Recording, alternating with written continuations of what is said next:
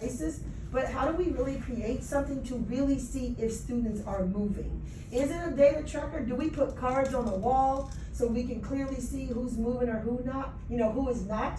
But I do think that that's, for me, as an administrator, a way that, just in terms of using that data from the dashboard, the year-to-date to see.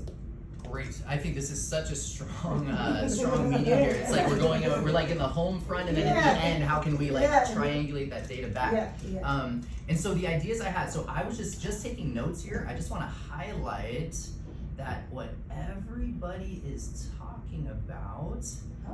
So it looks like everybody is talking about a data tracker. So I was thinking, as a collective decision, I think definitely a data tracker. And it sounds like it's not going to be one size fits all. Just kind of thinking, and stop me if better ideas are coming. But I'm just thinking, if we have a data tracker, maybe everyone kind of has their own almost.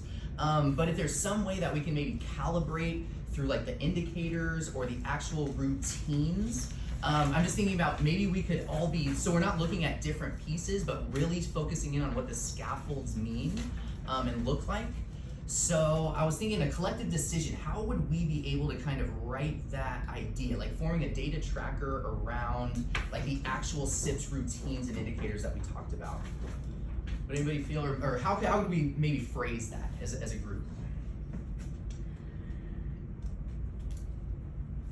Like create data. Yeah, so sorry, we need sentence frames. I need a sentence frame. What about create data-driven instructional practices like DDI and curriculum embedded assessments, but SIPs analysis with a focus on foundational skills data, literacy skills data. Yes, that was so scholarly. Can you say that one more time? Yes. Oh, well, I mean, so create. Yeah, no, you got it. You got it. Take full credit, no, but no, but I'm just thinking about the work that we just did, right? The meeting with like the early literacy DEI, because what we're talking about is data-driven instruction, right?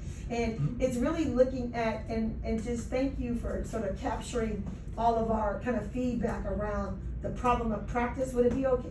Can we go back up to that again? Absolutely, yes. Because I think it's already embedded here, right? Like the problem of practice is to intentionally collect qualitative and quantitative foundational literacy student data, right? While purposely aligning the focus of all, like it goes on, right? There's a lot, but how do we kind of take that essence, right? Into like a quick kind of, and I'm taking it back to the early literacy DEI, like PE, and just that focus on DEI. So you said create.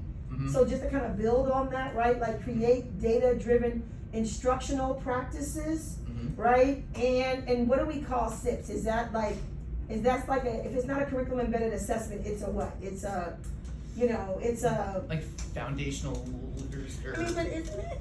It is kind of it is a because it is the master test is for the curriculum. So I think I so data driven. So create data driven instructional practices. And curriculum embedded assessment, I guess, analysis with a focus on foundational skills data or using foundational skills data. Maybe we can start there and flush it out. Let me get the end here and then I'll flush it out. Yes.